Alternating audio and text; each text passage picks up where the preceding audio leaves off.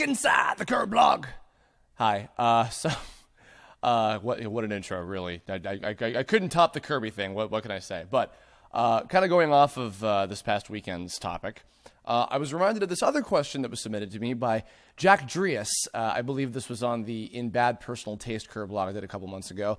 Speaking of bad taste, could you do a Kirblog about 4Kids entertainment and the good and the bad that came from it? So I mildly played with the idea of maybe doing this one with a guest, but considering it is, I mean, not controversial, I guess you could say, but like it's a sensitive topic for some people, and some people who I'm friends with and I'm on good terms with, and I didn't want to put anybody on the spot and make anything seem weird or whatever. So I'm just gonna kind of talk about this and look back on everything. It's been many years. I think we can all talk about this company that is now currently more or less a recording studio for Yu-Gi-Oh! Is what 4K Media now more or less is, as far as I know. And without like kicking dirt or whatever, and just kind of being objective as much as I can. So I'll start with the very beginning. Probably like most people kind of around my age range, I would imagine. I grew up simply with, this is back in the mid to late 90s when Pokemon was first airing in syndication. It was actually before Kids WB and definitely well before the Fox Box, and then eventually 4Kids TV became a thing. It was just Pokemon airing on on weekday mornings in syndication before WB kind of snatched it up and made it an exclusive part of their lineup for many years. and at the time, I think that it was really well before most kids, like actual kids watching anime, even really were aware of or knew anything about companies, making these shows and anything behind it, because it was really just as black and white as we just woke up and watched TV shows and didn't really think too hard about everything else kind of surrounding it, I guess you could say. So I think it wasn't probably until, I don't want to repeat too much information from now 2 years ago. I think I did the Yu-Gi-Oh! Kirblog with Martin, if you want to go take a listen to that one from a while back. But I believe that Yu-Gi-Oh! Was the first, or if not one of the first series that made me aware of basically censorship in anime in general. I remember when it first came out, and I was getting big into it, and I was beginning to learn a lot about the changes that were happening to the American broadcast and the English dub and everything in general. And that was the first time I ever really thought about that. Now at the same time too, kind of around that same area, or rather actually shortly after Yu-Gi-Oh! We had the bigger wave of shows. Mega Man NT Warrior was on WB, which wasn't for kids, of course, but was receiving a very similar treatment to the point where people actually thought that it was done by 4Kids, weirdly enough. That was back before ShowPro and Viz Video fused together and became Viz Media, actually. But yeah, and then of course shortly after that was when the Fox Box, which later became 4Kids TV, and then eventually the CW 4Kids, and then Toonzai, Toonzaki, whatever, and then now it's kind of just dissipated entirely. But nonetheless, that next wave of shows were Sonic X, and of course the Kirby anime series, which I had talked about briefly on the Kirby Kirblog from before. That's the name you should know, because he's the star of the show. Yeah, I was getting into more anime that were also for, I guess, older audiences. That was around that same time I was looking into, and even just like learning about the uncut versions of shows as it was, like with Funimation, I was learning about that regarding, by that point I was pretty familiar with the advent of that when it came to Yu Yu Hakusho and Dragon Ball Z and a lot of their shows that were on, Adult Swim or Toonami or anything like that, what had to be censored and what didn't. So I learned pretty early on, like, basically why those kind of things had to happen. And, when you're a young, brash kid, you're always going to be like, what? There's something I'm missing? We're being treated like kids and it's being dumbed down or whatever. So you get, very brash. And granted, I think that there is plenty of validity to, censorship in kids media, in that, like, I get why it happens, or rather to some people it is necessary, for the people who make those decisions for whatever reasons they think it is. And I see the validity in why it can be bullshit, and why, it shouldn't necessarily be so watered down or whatever, and we should just expect better of kids, because I think kids can be smarter than we give them credit for. But either way, the point is I learned and understood, I guess in a sense of maturing and not just being like, fucking, this is stupid or whatever. I was understanding, okay, this is the reason why, just standards and practices for American TV. And, is it right to want to follow along with that? Like, how do you combat that, et cetera? And, like Funimation found ways to kind of get around it and still put out good product as best as they could at the time. This was kind of before the age of when Fullmetal Alchemist came about. And then, they became known specifically for doing very, very faithful adaptations, and to being, the powerhouse that they are now. For kids, also, I do remember, and actually I'll even say this, I believe I repeated this on the Yknow one, but bears repeating here because I'm totally humble brag right now, hashtag. I own the very, very short-lived, very rare 3 discs of the Yu-Gi-Oh! And 2 discs of the Shaman King uncut redub that they attempted to do on DVD in the early 2000s, I believe. I want to say like 2003 or 4 or something, I think is when they did them. But I had all of the discs that they released publicly. I know that there were more. There was a 4th Yu-Gi-Oh! One and I think 2 more Shaman King ones that there were commercials for, and they never came out. And I was scouring Right Stuff on a daily basis waiting for the release date to finally drop, and that just never came about, really, which was unfortunate. But yeah. And of course, obviously, then in the mid-2000s, a little bit later, I was following all of the exploits with One Piece, which we talked about pretty extensively on the One Piece Kirblog we did for Anime April. I will say, though, because there's something I did leave out back then, this is relevant more to the 4Kids days, is if any of you guys have ever seen Falero's fucking amazing One Piece 4Kids Frankie parody scene that he did, it's a work of fucking magic, because it really does seem like it would have come out like right out of an episode of that version of the show, I should say. It's something else. I would definitely check that out if you haven't seen it. Of course, a little later than in I think 2006 or 7 or so was the big Pokemon controversy, which I was in the midst of, and by that point I was beginning to get not a full grasp certainly, but like enough of an understanding of how the voiceover business was working. And, and like a lot of people at the time, I was all upset and I was, throwing a shift. I wasn't, joining the petition groups or whatever about get the original voice cast back or whatever. But, I was upset and it sucked. And I was, but as I was beginning to learn more about the business around this time, because this is when I was starting to go to more conventions, like I was telling in the Otakon Kirblog stories. I was meeting a lot more people that were in the industry and kind of like how it worked and why things were happening this way and why these decisions were made and, why a lot of these decisions were out of certain people's hands. It wasn't always up to the creative hand. Sometimes it'd be people above them. So eventually I kind of began to develop a more objective opinion about, what the deal was with this whole thing. And when it comes to 4Kids specifically, taking a look at, what they did that worked and what didn't and what made sense and, what was a bad decision. As far as a lot of the, them losing a lot of their licenses and stuff, it's like Ninja Turtles, I think that they had to sell because they had to be able to, stay afloat, I guess. The Pokemon thing, okay, I've heard several different stories from several different people, which I'm not going to get into because honestly, it's at this point, I don't even think the world needs to know every single detail, but I've heard many different things about why that happened. It's really none of my business, to be honest. And the show is still the show, and the show is still being treated right anyway, as far as I'm concerned, with the people who have been working on it for all this time, for a long time after the 4Kids, production ceased on that series. That's what I'll say. It's unfortunate. It sucks. Things happen. It's a business, it is what it is. General statement of the fucking century. But anyway. And then as far as like, I don't know, the One Piece thing, I don't know the details really of what happened with that either. I heard Toei wasn't happy, but I don't even know really what the specifics were as to why things turned out the way it did, and I like to think that, I remember there was a point made, somebody in particular I knew who worked there for a long time made a good point. He made a lot of good points about, the company in general, having been one of their employees. They were saying like they were confused as to why they would license a show like One Piece, for instance, where it's like there would be so much editing required in the first place. It's like, why would you even bother? It's like, this is so difficult to market to a Saturday morning, really little kids audience in the first place. It's like, why bother, Which, of course, the answer is, making money. No shit.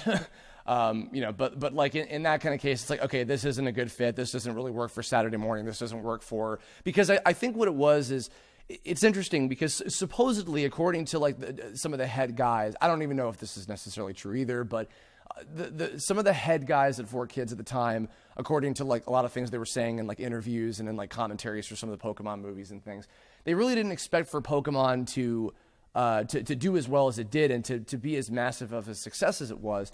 And then I think further, Dan Green, I think at a convention was talking about how I think that they weren't expecting lightning to strike twice with Yu-Gi-Oh! And then it did.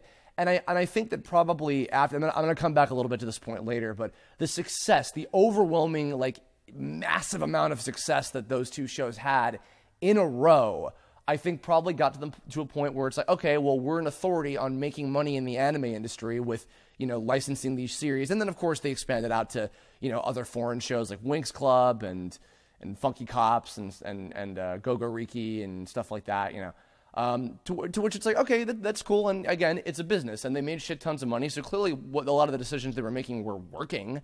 I can't criticize that for certain. But I think when you look at stuff like what happened with One Piece, and then even also later, a lot of the crazy shit that happened with Yu-Gi-Oh! A few years ago when Zexal was kind of up in the air, and then it was interesting because in that kind of case, it was like this, for those of you who don't know, it was basically an ongoing battle between, I think it was TV Tokyo and Konami, and versus 4Kids. And there was even like a separate dub of Yu-Gi-Oh! Zexal being produced, actually out here in California, by a director who I've now worked with, funnily enough. And so there are two separate dubs that exist of Yu-Gi-Oh! Zexal. There's one where Johnny Bosch was the main guy. It's just bizarre. But yeah, that was something. And then eventually they kind of won the battle in terms of getting, to still dub Yu-Gi-Oh! But they lost the war in terms of they basically went bankrupt. Al Khan had jumped ship by that point. The legendary U.S. kids don't read, Al Khan personality. I totally forgot to mention he was like a fucking internet meme practically for like years. The CEO of 4Kids, more or less. But yeah, what the hell was it? Yeah, they lost the war in terms of they basically got bought out, and now 4K Media, whatever it's called exactly, is now basically owned by Konami. And they're the studio that records Yu-Gi-Oh! The English dub, and that's pretty much it. But yeah, so as far as I was talking about the employees, I eventually got to meet and speak with a lot of the actors and even a few of the directors that had worked there for many, many years. And pretty much everybody from there that I had met, anybody that wasn't nice, I won't mention, of course. But, the people, everybody else that I had met they're incredibly nice people, very, very cool to talk to. Obviously, I met Lisa Ortiz, Tom Wayland, and Carter Cathcart while I was working on Pokemon. That wasn't at 4Kids, obviously, but, they were 4Kids veterans and worked on different series there for many years. And they were all great people, and I've talked extensively about my time working on the show and everything, which was, great fun. Erica Schroeder, who was in practically every show that they did. Of course, she was the 4Kids version of Luffy. And Christopher Collet, who was the voice director for the One Kids, Jesus, the One Piece 4Kids dub. Sorry, Mike. Christopher Collet, and he directed a lot of the Sonic the Hedgehog games and a lot of other stuff. He and Erica were both very, very helpful, actually, with researching for a lot of the Did You Know voice acting videos that I did. Actually, in the first run that I did a long time ago, back in, I guess that would have been 2014, I did those. Yeah, I talked extensively to them over the phone, and they were very, very nice, very helpful. Answered a lot of my questions. I worked with actually a guy who I feel like not very many people in fandom know of, but he totally deserves kudos. I worked with a guy named Tony Salerno on a project I did right after college. Michelle Knotts, who's Jessie on Pokemon and Kinder Spirit and Tome, got me this job at a place called Everest, which was a Turkish company that dubbed a lot of Turkish soap operas and live action shows and some cartoons and things like that. And she got me a job on that we actually got to record together, which was a lot of fun. And in our first session, we worked with Tony Salerno, who, voice-wise, I think you'd know him as, he was Chaz on Yu-Gi-Oh! GX, and he was Chip in Sonic Unleashed, and a whole bunch of other stuff. He is an old-school, first-generation, anime voiceover and directing engineering guy. In fact, actually, if I'm remembering correctly from a lot of other panels and interviews, I believe he is like the guy that got most of the like a lot of anyway of the voice actors that you guys would know from Pokemon and Yu-Gi-Oh! And a lot of the New York-based anime dubs into the voiceover or anime dubbing industry in the first place. I also mentioned, of course, in the Yu-Gi-Oh! One a while ago that I did have the pleasure of meeting Dan Green a couple times. The first time was when I interviewed him for a school project in my final year of college, and he was wonderful to talk to, and it was a great interview. He was very gracious and great guy to talk to. The second time that I saw him, actually, this is kind of a funny chain of event story. So there was a special event where they had the premiere of the Yu-Gi-Oh! 3D Bonds Beyond Time movie. This was before Martin and Mariana came down to visit and see it in the public release, but I went to a special event that a friend of mine at the time, he goes by Ishtar. I haven't talked with him in years, so if you're out there, Ishtar, thank you for this again. He got me in, and it was basically an officially like sanctioned for kids and Konami event, and they had Sean Schemmel, who was playing Paradox in the movie there, Darren Dunstan, who is the voice of Pegasus, and he's been the most consistent voice director for Yu-Gi-Oh! For a long time. I think he's been doing it since 5Ds, and I'll get back to Darren later. I saw Dan Green again there, and he was very kind. I almost tried to hook up him and Little Karibo meeting each other at the time, but of course then later they got to meet each other at a convention a few years later, which was awesome. But funny story, so actually at that special event, I met Michael Hagney, who was one of the original like producers and writers and directors, like big combo guy, like one of the heads of 4Kids back in the day. Even when he and the producer Norman Grossfeld were just doing the dub for Pokemon out of Taj Studios before they kind of built their empire off of the massive amount of fucking money that Pokemon made. But also Michael Hagney was the voice of many Pokemon characters. He did like Charmander and Snorlax and Hitmonlee, Hitmonchan. Like, I can't even list them all. But I met him there, and I told him that I knew who he was because I used to listen to the commentaries that he and the producer Norman Grossfeld did on all the early Pokemon movies. And he was like, oh my God, that's crazy. So they were doing interviews with people that were going in to see the Yu-Gi-Oh! Movie, and he had me come up. And he was like, hey, can you do the catchphrases and stuff? And he was like, yeah, totally. So I did it's time to duel, get your game on, and let's rev it up, like in the voices of like Yuki, Jaden, and Yusei, respectively. I had slipped earlier, like, oh, I do voiceover. I did some work on Pokemon at the Leader Studio. And then Michael basically gave me his card, and he was like, I want to work with you. Like let's reach out to me later. I was like, holy shit. That ended up being way later. And I think actually it was because also Tom Wayland put in a good word for me like way afterward. I had done my Pokemon episodes by that time. I had one audition ever at 4Kids. It was for Yu-Gi-Oh! Zexal, and it was for Mr. Heartland and Dr. Faker, if any Yu-Gi-Oh! Fans know who those characters are.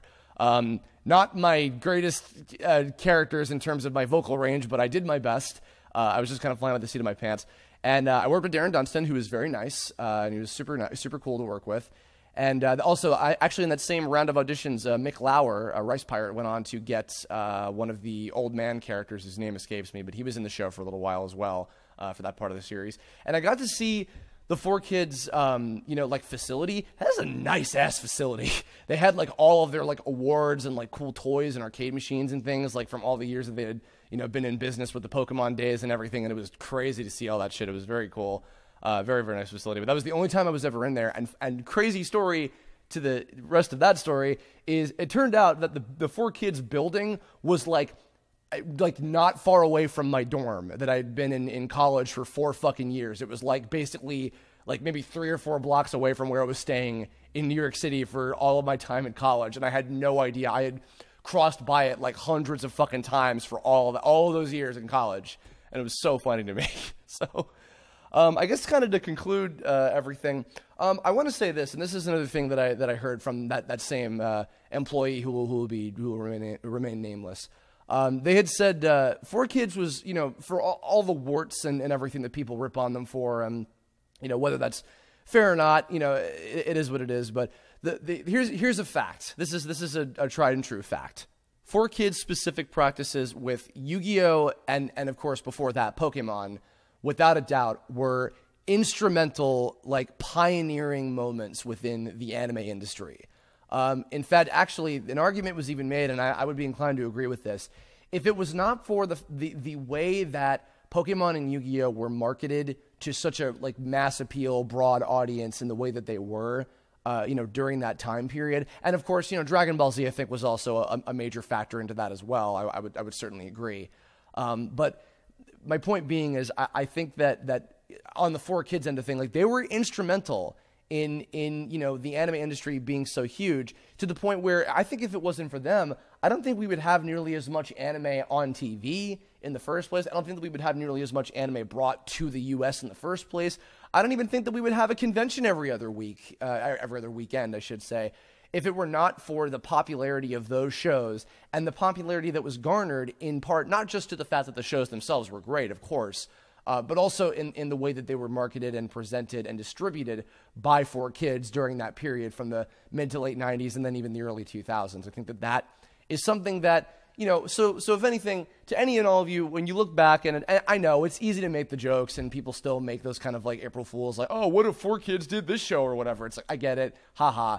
But in your adulthood, look back on that and just think that in not even just a small way, and actually a pretty big and a pretty important way, 4Kids was important to the anime industry, and I think that they are all worth being appreciated. And everybody who's ever worked there, everybody who did any voiceover work there, etc., who I've met and I've communicated with, who've all been very nice. There's a great interview actually on Anime News Network. If you go back and listen to that on their podcast, they interviewed one of the marketing people or like brand managers or something from 4Kids, and it was a really cool interview. So go find that. Maybe I'll have a link to that in the description.